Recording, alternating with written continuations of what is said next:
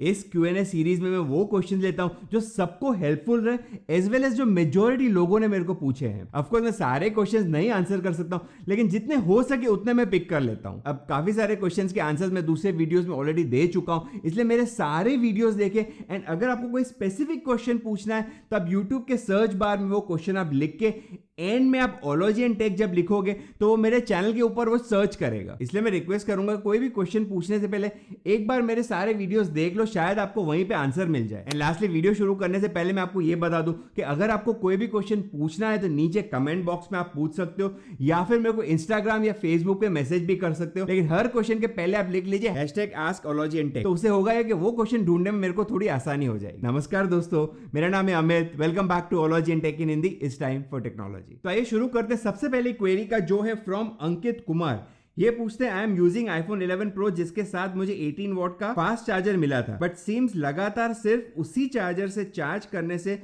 Phone की battery जल्दी खत्म होने लगती है। Should I use 5 watt charger? और इसी से सिमिलर क्वेश्चन पूछा है दास द्वाइपियान ने। ये पूछते हैं, hi Amit, please advise if Apple 20 watt charging adapter is compatible with iPhone 11. I have a brand new iPhone 11 and while charging with Apple 12 watt charger, a slight feel of electrocution is felt on the rear camera bumpers and on the aluminum side panels. तो basically इन दोनों 18 what and 20 what के charger के साथ problem आई है। And मेरे को बहुत सारे लोगों ने ये क्वेश्चन भी पूछा कि उनको 20 वॉट चार्जर यूज करना चाहिए या फिर 5 वॉट चार्जर यूज करना चाहिए। तो अकॉर्डिंग टू एप्पल, अगर आपके पास iPhone 8 के बाद का कोई भी मॉडल है इंक्लूडिंग iPhone 11 एंड iPhone 12, तो आप 20 वॉट का चार्जर यूज कर सकते हो।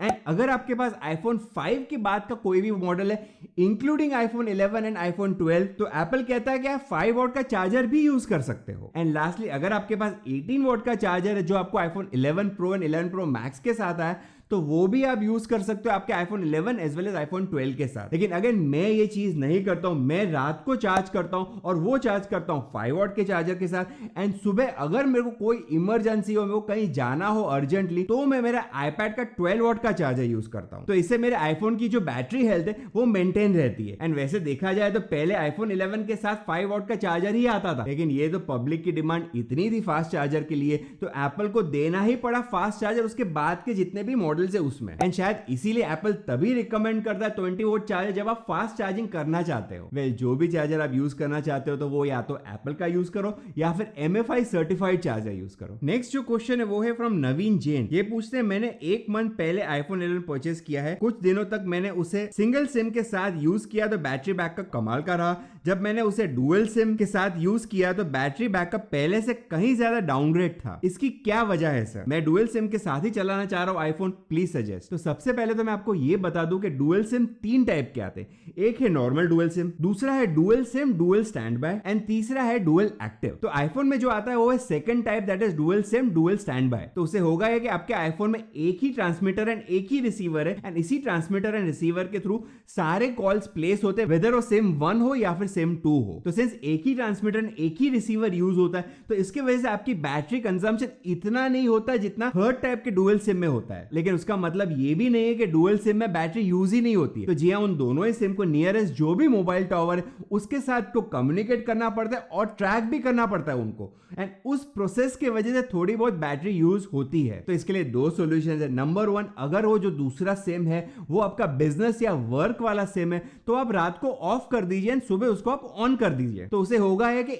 एक ही सिम को रात को कम्युनिकेट करना पड़ेगा आपके नियरेस्ट टावर के साथ। एंड दूसरी चीज जो आप कर सकते हो वो ये है कि जितनी बैटरी ये डुअल सिम यूज करता है उससे कहीं ज्यादा दूसरी प्रोसेसेस आपके आईफोन में बैटरी यूज करते हैं। तो इंस्टेड ऑफ डुअल सिम पे फोकस करने से आपको दूसरी चीजें चेंज करनी चाहिए, एंड वो चीजें चेंज करने के लिए मेरा पुराना वाला वीडियो देख सकते हो, उसकी लिंक यहाँ पे आई बटन में आपको मिल जाएगी। नेक्स्ट जो क्वेरी है वो है फ्रॉम प्रीतम शर्मा।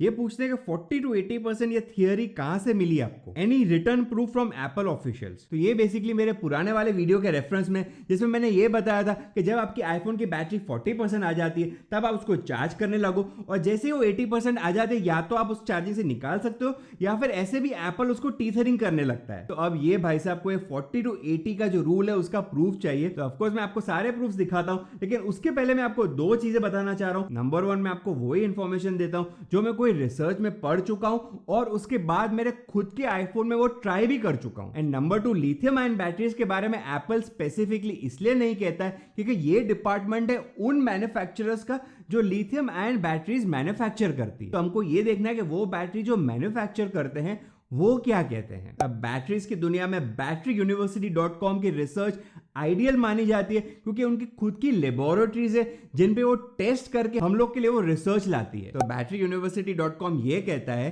कि जितना हो सके फुल डिस्चार्ज को अवॉइड करें और उसको चार्ज करते रहे। इसी पेज पे एक और चीज बताई गई है कि 100% डेप्थ ऑफ डिस्चार्ज पे आपको सबसे कम डिस्चार्ज साइकिल मिलेगी।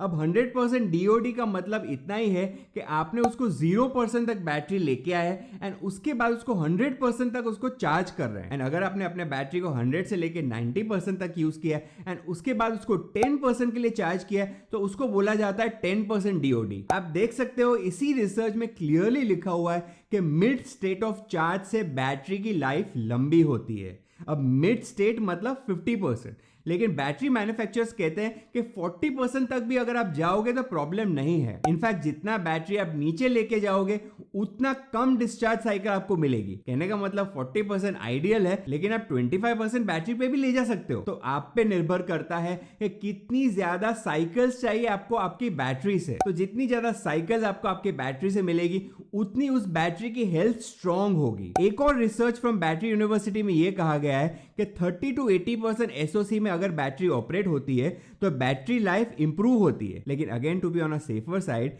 बैटरी मैन्युफैक्चरर्स 40 to 80% रिकमेंड करते हैं। अब आते हैं एप्पल पे। तो जब भी आप कोई भी नया आईफोन खरीदते हो तो आउट ऑफ द बॉक्स क्यों उस आईफोन में 50% चार्ज ही होता है, क्यों नहीं 10%, क्यों नहीं 20%, क्यों नहीं 30%? तो 50% इसलिए रहता है क्योंकि एप्पल 10% मार्जिन लेके चलता है। दैट इज अगर 40% तक भी अगर उसकी बैटरी डिस्चार्ज हो भी गई तो भी एटलीस्ट आपको आईफोन जब आपके हाथ में आए तो वो सेफ कंडीशन में है। तो आई होप आपको सारे प्रूफ्स मिल गए होंगे कि क्यों मैं 40 to 80% बोल रहा हूं। और अगर आपको और भी ज्यादा प्रूफ चाहिए तो इन वेबसाइट की लिंक मैं आपको डिस्क्रिप्शन में दे दूंगा, आप पूरी रिसर्च भी पढ़ सकते हो। और सिर्फ यही पॉइंट नहीं, उस पर्टिकुलर वीडियो में मैंने बैटरी से रिलेटेड जितने भी पॉइंट्स बताए थी जैसे कि कैलिब्रेशन या फिर अल्ट्रा फास्ट चार्जर्स का इफेक्ट क्या होता है आपकी बैटरी के ऊपर या फिर चार्ज टू 100%, इन सब के प्रूफ्स आपको इस batteryuniversity.com की वेबसाइट पे मिल जाएंगे। नेक्स्ट जो क्वेश्चन है वो है फ्रॉम गिरीश पंडित। ये पूछते मेरा एक प्रॉब्लम है आईफोन से संबंधित, मेरे स्कूल का डेटा MS वर्ड और PDF फाइल में बना हुआ है जो मेरे विंडोज PC में सेव है, उसको मैं अपने आईफोन में कैसे डालूं जो मेरे लिए बहुत ही इंपॉर्टेंट है। तो आपकी कोई भी फाइल है, वेदर हो वर्ड हो, एक्सेल हो, PDF हो, पिक्चर्स हो, वीडियोस हो,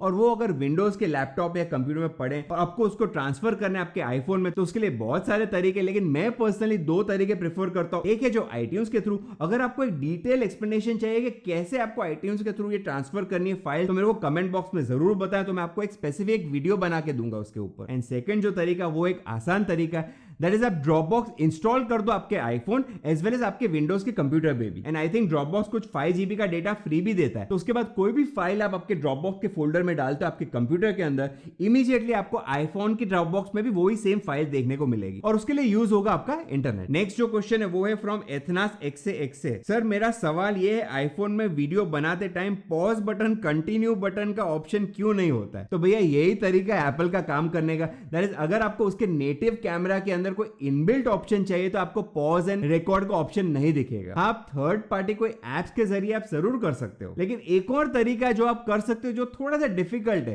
दैट इज आप नॉर्मली रिकॉर्ड करो आपके कैमरा के थ्रू एंड उसके बाद उन वीडियोस को आप iMovie में इंपोर्ट करके उन 2 क्लिप्स को कंबाइन या ज्वाइन भी कर सकते हो। एंड iMovie का जो ऐप है वो फ्री मिलता है आपको ऐप स्टोर के अंदर। नेक्स्ट एंड आखिरी जो क्वेश्चन है वो है फ्रॉम प्रसन्नजीत सिन्हा। ये पूछते हैं आईफोन 11 में जब एक नेटवर्क से कॉल करते हैं तो दूसरा नेटवर्क डिसेबल हो जाता है, क्या करूं? तो जैसे कि मैंने आपको बताया कि 3 टाइप के डुअल सिम आते हैं और आईफोन में जो आपको मिलता है वो मिलता है dual sim, dual stand by option. तो ये वाला टेक्नोलॉजी आईफोन में इसलिए दिया गया है सो दैट वो बैटरी कम यूज करे in comparison to third type का डुअल सिम। तो dual sim dual standby में होता ही है कि जब आप एक सिम से कोई भी कॉल करते हो तो दूसरा जो सिम है वो ऑटोमेटिकली बंद हो जाता है। तो इतना ही था दोस्तों इस वीडियो के लिए। अगर आपको आपके सवालों के जवाब मिल गए तो लाइक एंड शेयर जरूर करें। एंड अगर इस चैनल पे आप पहली बार आए तो इस चैनल पे मैं ऐसे ही टेक्नोलॉजी रिलेटेड वीडियोस बनाता हूं, तो सब्सक्राइब कर सकते हो। देखते रहे ology in take in Hindi और मिलते हैं नेक्स्ट वीडियो में।